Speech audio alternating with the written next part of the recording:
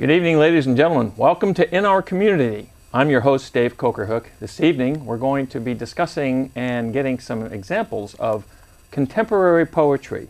I have with me here on the dais Brian Kraker, who's actually, Brian is a regular here at KMVT. You work behind the scenes, and now you're in front of the camera and stuff like that. And this is really cool to be able to have you up here on the podium with us, Brian, to talk about your poetry. Thank you.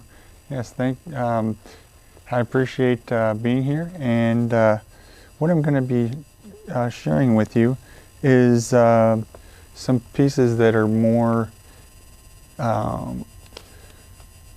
they're more positive and upbeat, and just seeing the brighter side of things. Oh, good. So I wanted to ask you, before you get started on giving us some of your poetry, what got you started into actually writing poetry?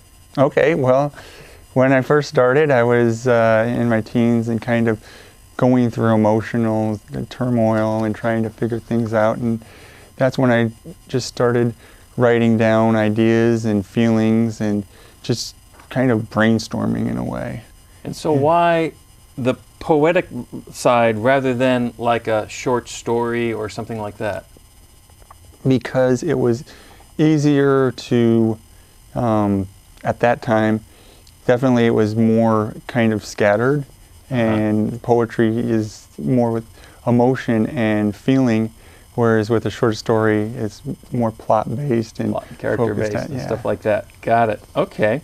So you've got several pieces that you're going to share with us, and I think the first one that you mentioned you wanted to share with us is one that you titled Angels. So tell us, what's the story behind this?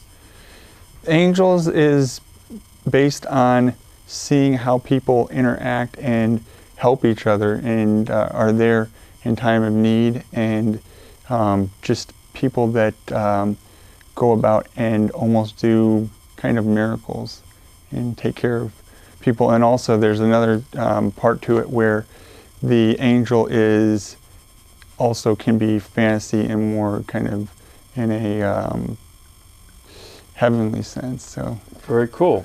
Well, we'd like to hear that, so if you would. Okay. Angels. Angels are people who pick you up when you're down. Angels are people you can depend on. Angels are friends who will listen. Angels are there when you are in trouble. Angels watch out for us when we forget. Angels can cause time to stand still. Angels constantly are attending to people in distress. Maybe angels fly and soar in the clouds, keeping hidden in a heavenly home. Angels come to the calls of the needy. In a flash they appear without a trace, arriving to rescue and revive. As soon as they appear, they disappear, moving along to the next call. Angels are always doing good, never afraid of danger. They blind evil with love, are always on call, never wait around, keep strong to serve, watching out for danger, work together for good. Angels keep the balance, make sure to welcome them. You might need an angel soon, just in case be aware. Angels are always prepared. Very cool. The sentiment behind that, if I might use that term, or what you're expressing there, and you're right. There are people that do things, that offer services that you look at them and how does this person manage to do that, or they have an impact on your life in a positive way, and that's really exactly what you're talking about, which is totally cool. So this type of poetry we're talking about here is identified as contemporary poetry, right? So how would you really classify contemporary poetry? Contemporary poetry is more of a observational and reflection of what you see and your feeling about it, rather than really deep kind of how deeper kind of thoughts that sometimes can just your inner more personal. Okay, Yeah. so a little bit less than, so in the contemporary sense, it's more out there. All right, well, let's move on to the next one that you've got here that you said you wanted to give us, which is called Insomnia Dreams, which is a really interesting juxtaposition of words. Insomnia Dreams, I mean, you would think you're either dreaming or you're awake, but, so how did you come up with a title like that?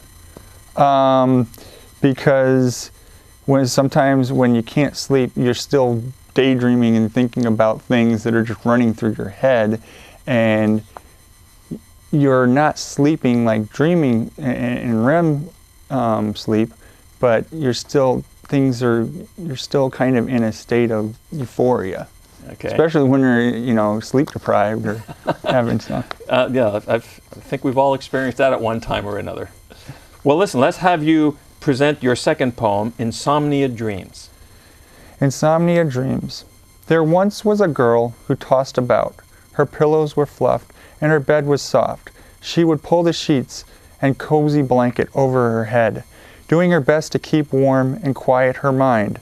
Her head would bounce lyrics, fragments, and ideas, constantly causing her restless nights of sleepless rest.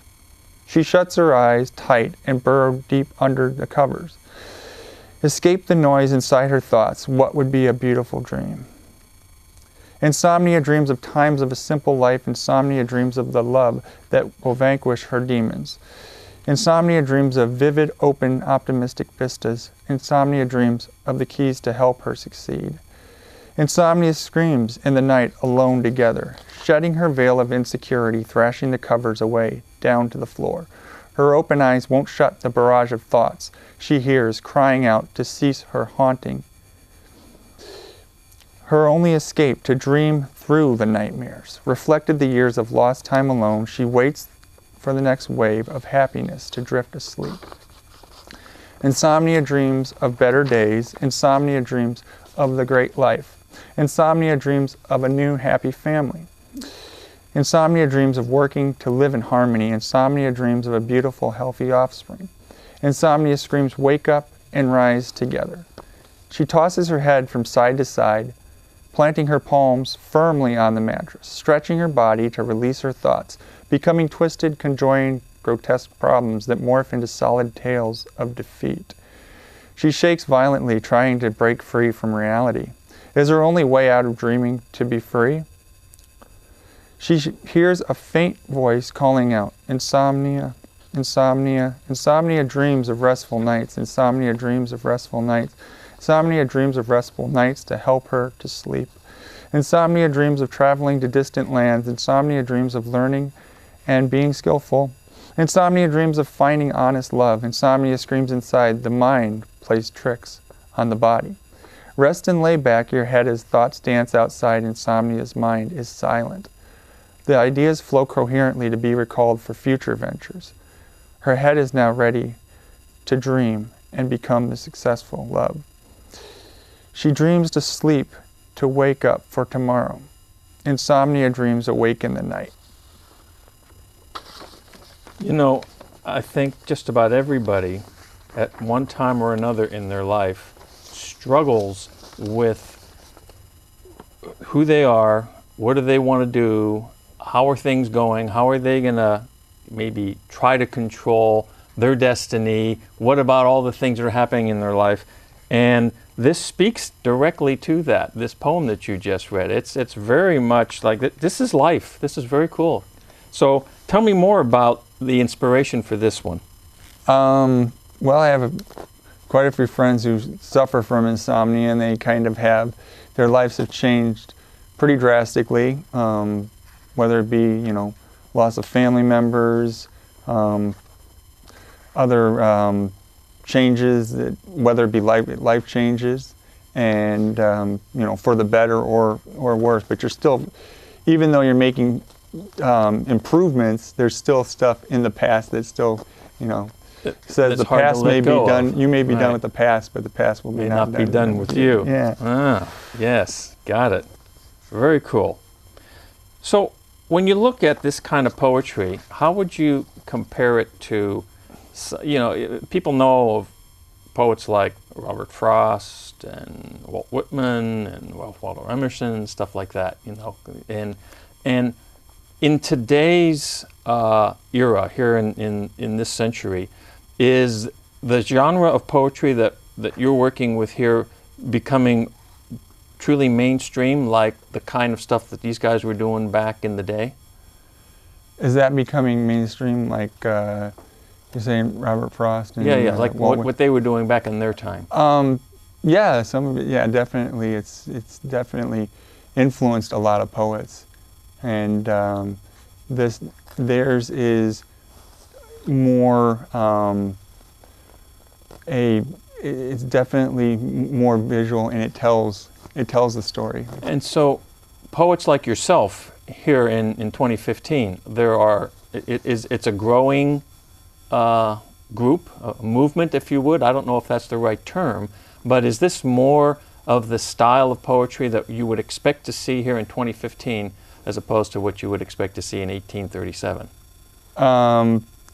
1837, I think, would be more kind of romantic. Yeah, I know, but this is what here today. This is current. This is like, and it's not just you. There are thousands of men and women like you who are writing poetry in this style. Is that what? That's what I'm getting. Yes. Okay, Yeah. Got it. Very cool. All right. Well, we're going to move on here to the next one, which is called A Very Special Cherry Tree, which is it sounds George Washington-ish right there. So. We just had President's Day, you know, that comes to mind. So let's have you tell us about A Very Special Cherry Tree. A Very Special Cherry Tree is basically a childhood memory and something that I enjoyed doing when I was very young, and it really stuck out with me. And this is one of the few that I actually wrote about my actual boyhood and growing up, rather than like when I said about a teenager, it was more just the emotional stuff. This is actually something of an event. And very cool. So let's hear it. A Very Special Cherry Tree. I can vividly remember how we used to climb up to my neighbor's cherry tree. The white cherry blossom covered the branches hanging high over the fence, allowing me access to the sweet, juicy fruit. Screwing out the door to the backyard, pushing through tall weeds. My eyes would get big and shine like silver dollars. I would grasp onto the shaky fence and hoist myself onto the flat, smooth wood cap. Ducking down, doing my best to stay hidden, the tree provided both support and a tasty treat. Many hours of joy and happiness were given by that tall, beautiful tree. The tree seemed like it stood over 20 feet tall. I was only 5 or 6 then. My hands would push through the leaves, plucking pairs of cherries. Sometimes I would take my mom's bright plastic yellow bowl and gather the red cherries that I would save for later. The tree was filled with so many cherries, oh so many, that I could pick cherries till winter. That tree was strong and very bountiful. It had to be the largest cherry tree I ever saw. In April, the tree would start to blossom. Mid-May, the cherries appeared. They would begin green and then turn deep purplish red. The big round ones had the most flavor. Sometimes I would grab onto the branches and shake them, doing all I could to get the ones on the top branches loose. The cherries would just bounce up and down and wait for somebody with a ladder to pick them. Picking cherries was one of my favorite summer activities. Sometimes I would be sitting on the fence, just picking and tasting till night. Mom called me in for supper, jumping down into the yard, racing into the house with red stained hands and red all around my mouth. I loved cherries so much that my folks planted a cherry tree in our yard. Very cool. That is a great childhood story. It comes through right in that. Let me ask you this about poetry and writing poetry. The things that you've shared with us so far are what I guess the term is free verse. There isn't like when I was in school, I won't tell you how long ago that was, but you're looking at poems and they had this stuff about the beat, the how, you know, and it was a da da da da da da da da da da da da da, that kind of a thing. There was a rhythm to it, but there's not so much a rhythmic thing here in the poetry that you're writing that you share with us now. But I'm wondering if you write poems that have more of that type of a meter to it. I'm just curious. Some of the poetry, yeah, some of the poetry I have written does have more of a kind of wordplay to it, and it does have a rhyme and rhythm where it kind of flows. And I'm kind of taking it more now where it's the actual subject and the observation of. So what I'm hearing from the way you're explaining that, it's real life is what your real life experiences trigger the creativity within you to put something on paper and to write a poem. Am I understanding that correctly? Yeah. Yes, definitely. Yeah. That's very cool. So where does that take us now in terms of what you wanted to share with us now? Which one is the next one on your list here? Oh, Summer is Knocking. Okay, and how did this one come about? Well, I was thinking that the weather's been wonderful, but That's true. on the East Coast it hasn't, been as great as here. But I just thought that kind of having that contrast between winter and summer, and just kind of reminding people about the joy and fun of the summer season. Okay, let's hear it. Summer is knocking. Cold winds, gray skies, rainy days, frigid days, long nights, winter storms. Bundle up, keep warm. Stay home, migrate south, build a fire, hibernate, stay healthy. Winter is here, no time to worry. Sunny days soon, spring around the corner. The rivers will flow, the birds will soar, the beasts will awaken, people will smile and explore. Now summer is knocking, it is time to go out, make new friends, participate, learn, grow, and enjoy. Long bright summer days, the sun feels wonderful. Spring is my favorite season, summer is most anticipated. It's a fun time of year when children play outside, when families go to the beach, when teenagers find new love. When summer knocks, oh what excitement those days will offer. Indeed, summer for sure. You know, I was talking to a gentleman this afternoon on Long Island in New York, and I said, I said, hey, I'm out here in California. It's like 65, 68 degrees and sunny and it's beautiful. And he says, well, here, because they were in like 3-degree weather and the wind is blowing and it's terrible. So this, and we'll have to send him a copy of this poem so he can begin to prepare and think forward to what it's going to be like in the ensuing months. So that was pretty cool. So you started writing when you were like you said, in your teens. And how have you felt your poetry has evolved over the ensuing time? It's evolved where when I started, it was definitely more kind of free verse and just a mishmash of ideas and a kind of data dump of what I was feeling. And then it became actual, observations and seeing things, whether it be political, more cultural, and things about around us or what's happening in the world. Mm-hmm. And then from the worldly point of view, it's now become more precise and just focused on one subject, and rather than here's 20 or 50 different things in one sentence, poem. Yeah. So there's okay. In a run-on sentence. Yeah, exactly. Yeah.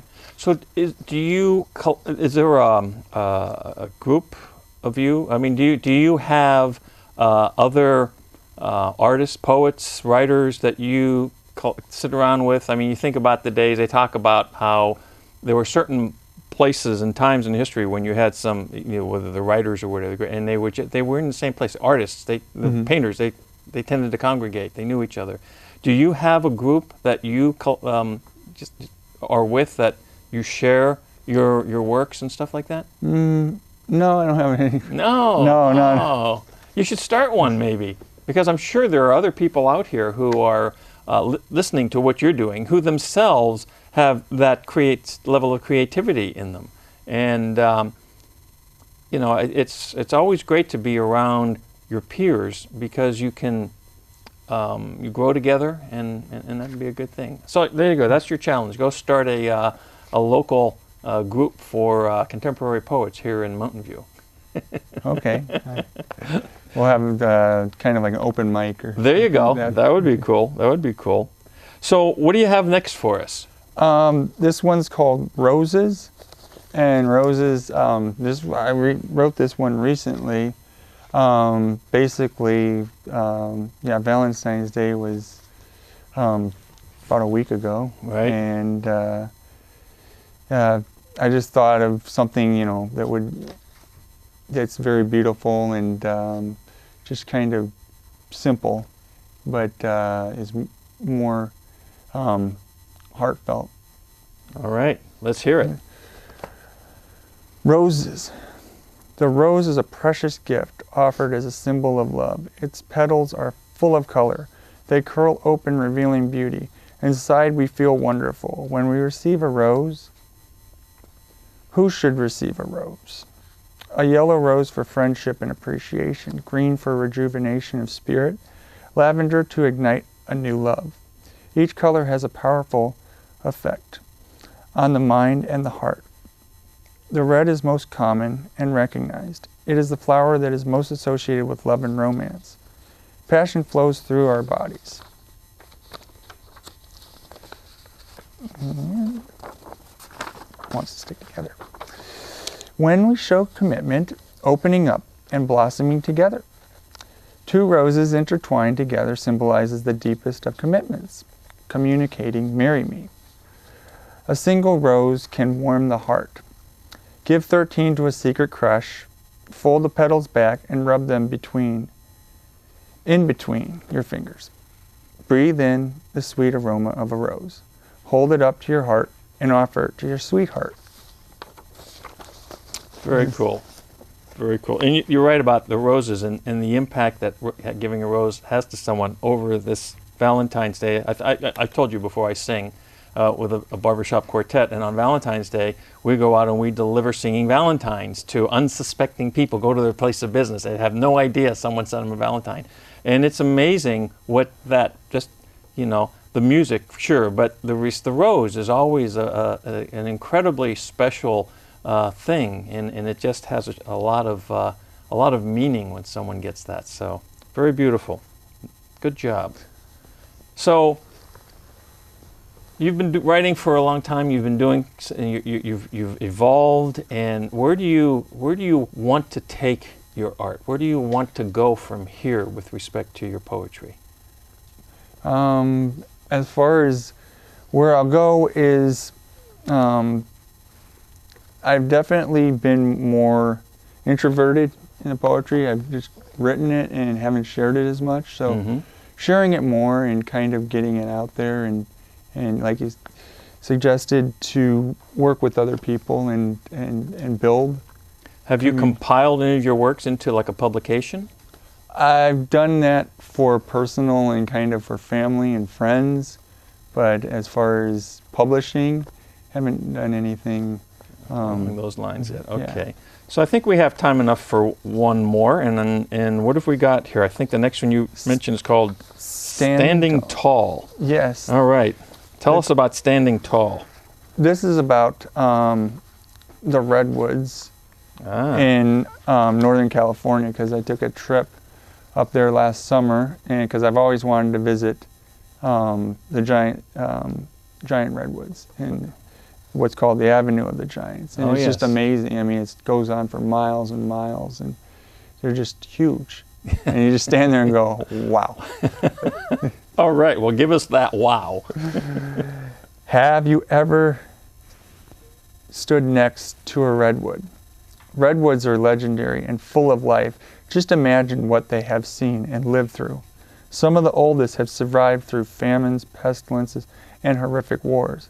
I wonder if they even have time to reflect.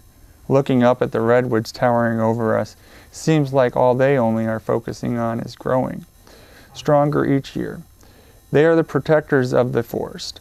They serve as guardians and beacons for life, providing refuge and shelter for the tiny critters. Birds soar from branch to branch, keeping watch for dinner. Some animals hide in the tree's trunk from predators. Some people climb the trees for adventure and exercise. No matter what happens, the trees stand tallest. Some of the tallest trees are in the avenue of the giants. My, how I looked up and tried to see to the top. All that I saw was a gigantic trunk with a green canopy. The green branches are the forest ceiling, keeping everything cool and covered from the elements. The ground is a moist, rich soil, providing the giants their nutrients. Their roots soak in and keep the giants firmly planted to the earth. These trees are the epitome of a natural dynasty. Some stand tall in groups, creating a sacred circle, meeting at the top to lock branches and support one another. A few of the giants have fallen and carved out an open pathway amongst their brothers. The fallen lay across the floor of the forest like sunken ships on the ocean floor, their roots hanging in the air like long strands of hair. Standing tall, the giants watch over the fallen. Leaning and hovering above, some look like they may be next. They will only know when they will fall. They will continue to stand tall, keep growing, pushing up to the sky. Gaining strength, light, and water is the energy. The giants stand tall for us to enjoy. Their natural beauty and natural power, beauty and silence of the forest. The giants seem forever. Their time spans generations, from the dark ages to the information age. If the giants could only talk, what tales they would share.